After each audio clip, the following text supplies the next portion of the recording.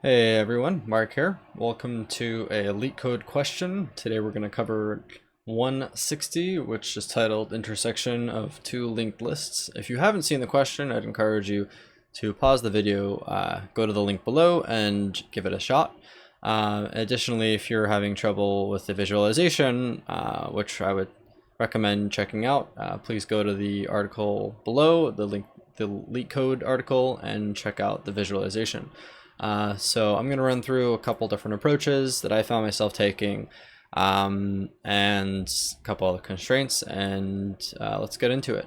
So the program asks for you to find the node where the intersection of two singly linked lists begins, so wherever really the beginning of the intersection is. The way you can think of it is when both of the nodes, once both of the nodes have pointed to the same node, then you've intersected. But we want to find the first occurrence of that. So there are a couple approaches to this, and I'm just going to walk through them quickly here. And if you have any questions, let me know, or feel free to check out the discussions on Leetcode.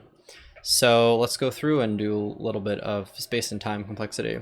So the first approach is not great, but it does succeed at not creating any extra space, although the runtime is not great.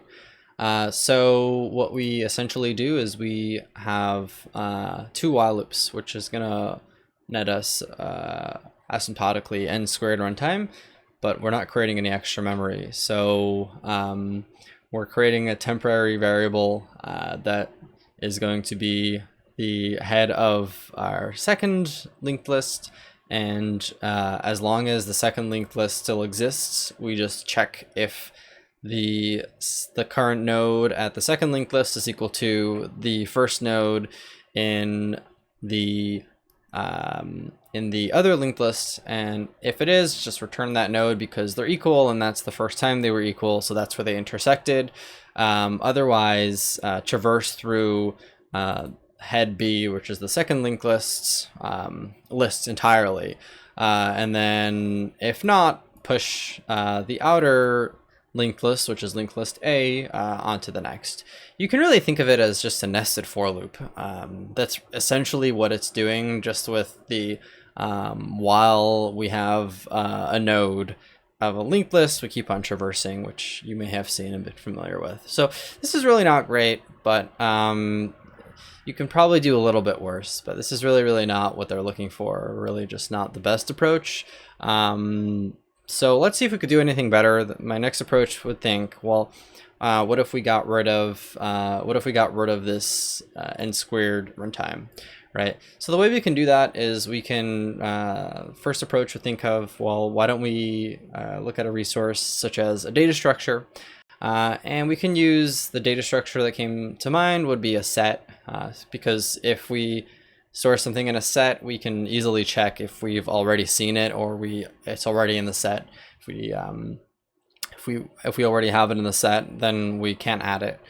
So we can simply just use the has syntax. In Java, it would be you can simply just use the set.add and try to add it, and if it adds successfully, it'll come back as true, and if it already exists, it'll come back as false, which is kind of a handy little thing.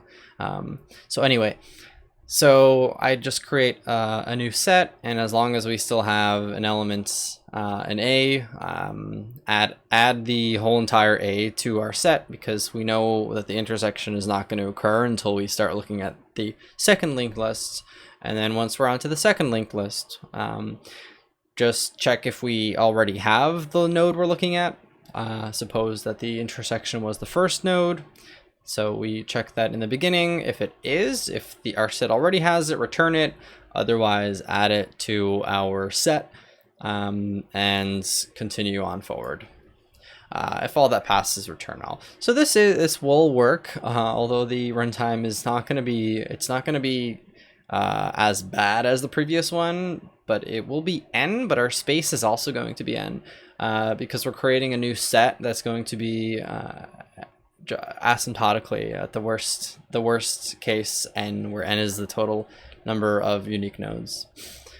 So we can go into our optimal solution, and this is kind of one of those questions that it's kind of annoying because it's just a trick. And if you're asked this question and you want the optimal solution, it would kind of be, in my opinion, somewhat counterintuitive to come up with this. Similarly, if you want to find the optimal solution to detecting a cycle in a linked list, it just has to do with some pointers that end up working out relatively nicely. So for this one, you simply you could just create 2 pointers to the head of A and B, so you can store them and have a copy or have a pointer to those heads.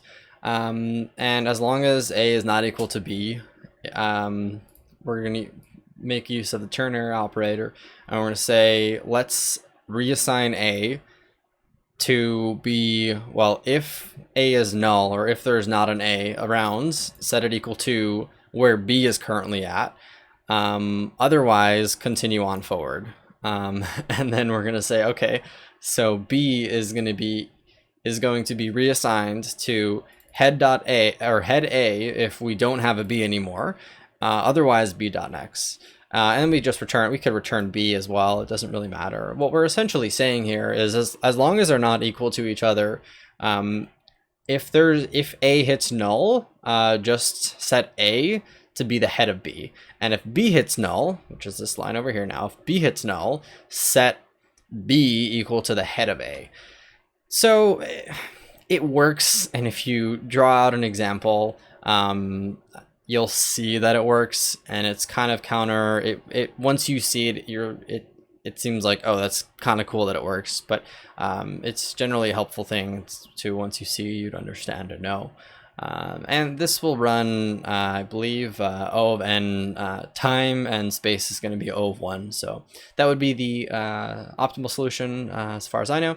And that is all for this video. Let me know if you'd like to see more of these. I plan on doing lots of these, mainly the ones that I go through that I find that may be helpful for other people. So thanks for watching, and good luck.